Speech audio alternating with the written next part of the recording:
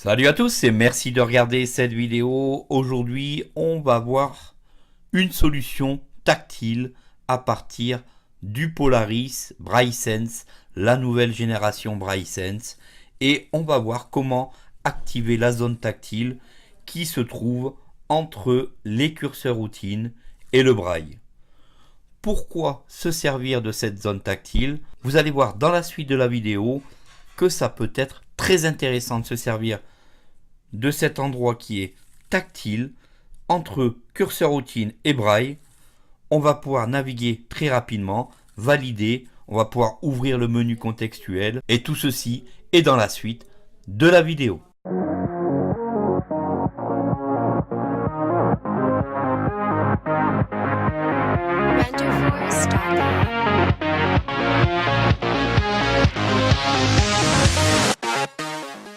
Voilà, dans un premier temps, il va falloir se rendre sur le menu principal où vous allez entendre gestionnaire de fichiers. Gestionnaire de fichiers F.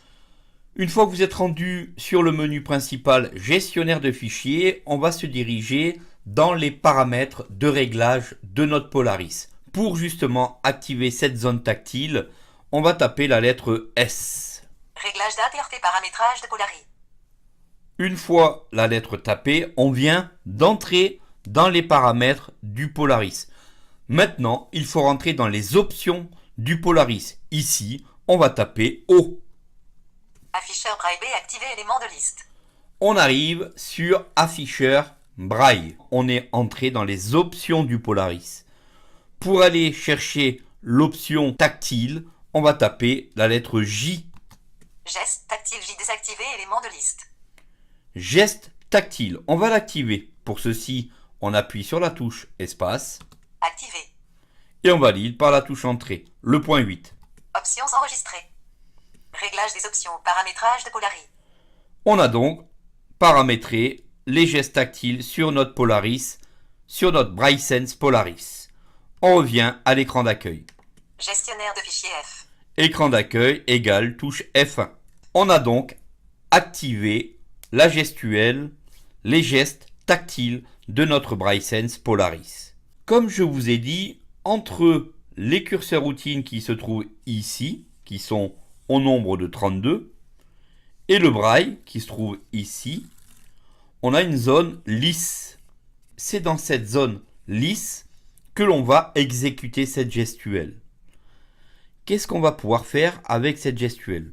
Si je veux avancer ou reculer dans le menu, je vais faire glisser deux doigts de la droite ou vers la gauche pour avancer ou reculer. Éditeur de texte W. Email média M. Éditeur de gestionnaire de fichiers gestionnaire de fichiers F. Éditeur de email E. Média M. Alors, tel un téléphone tactile, style iPhone, style Samsung ou autre, lorsqu'on se sert d'un lecteur d'écran VoiceOver, Talkback, Voice Assistant, vous allez faire cette gestuelle, mais cette fois avec deux doigts. Organe média M. Email E. Éditeur de gestionnaire de fichiers F. Éditeur de texte W. Alors, par exemple, je veux entrer dans éditeur de texte. Dans cette zone, je vais faire un double tap d'un doigt. Début du document. Geste tactile déplacement par tabulation. Je tape 4 fois avec un doigt. Geste tactile déplacement par élément. Geste tactile déplacement par tabulation.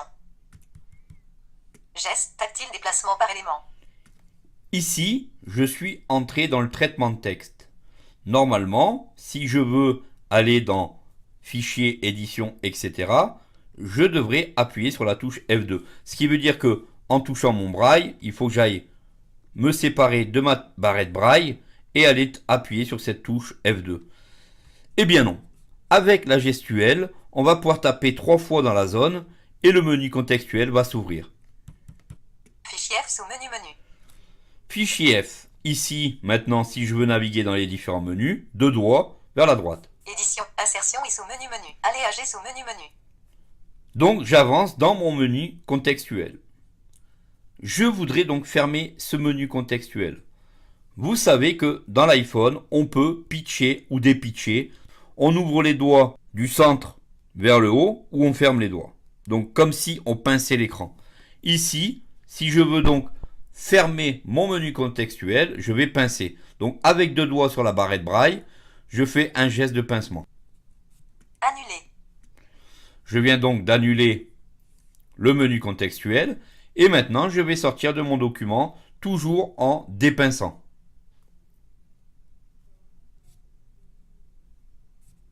Document TXT, voulez vous enregistrer les modifications apportées au document? Oui, bouton d'invite. On me demande si je veux enregistrer et bien sûr que non, je fais N. Éditeur de texte W. Et je retombe sur éditeur de texte. Si je veux Gestionnaire de fichier F. Si je veux rentrer dans mes options, je vais faire un mouvement en dépinçant. Ça veut dire que je pose 2 doigts ici et je dépince. Le menu contextuel des options du Polaris va s'ouvrir. Afficheur Braille B activé, élément de liste. Et je viens donc d'ouvrir mon menu des options. Je veux fermer. Option non modifiée. Gestionnaire de fichier F. Je dépince ou je pince. Je pince ou je dépince. Alors ça, c'est vraiment pratique puisque éventuellement... Éditeur d'email E. Média, organisation O. Outil web B. Utilitaire U. Si je veux rentrer dans utilitaire... Calculatrice scientifique C utilitaire. Afficher, boost, réveilla, chronome, affiche, step, état d'avis, formatage, mémoire F utilitaire. Voilà, donc on peut vraiment naviguer très efficacement grâce à la gestuelle tactile sur le Polaris. C'est très simple, c'est très utile. Ça peut avoir son utilité. Dites-moi en commentaire ce que vous pensez de cette gestuelle tactile sur ce petit bloc-notes, le BrailleSense Polaris nouvelle génération. Merci d'avoir regardé cette vidéo jusqu'au bout. Je vous dis donc à très bientôt pour la prochaine. Pensez surtout à vous abonner, à liker et à partager. À bientôt pour la prochaine vidéo. Salut à tous.